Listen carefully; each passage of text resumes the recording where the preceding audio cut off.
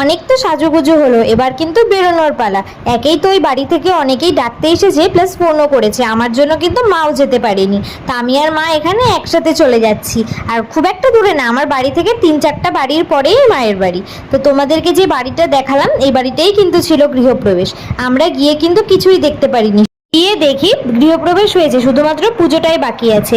আর ওই যে কথাই আছে না, খাওয়ার আগে দরবারের শেষে, তো ব্যাপারটা এরকমই। গিয়েই কিন্তু প্রথমে আমরা টিফিন করতে বসে গেলাম। আর এখানে দেখো মা যে উনুনে দুধ গরম করছে, এটা নাকি আমাদের নিয়ম আছে যে উনুনেই দুধটা গরম করতে হয়, মানে ওই উতলানো দুধ দেখতে হয়।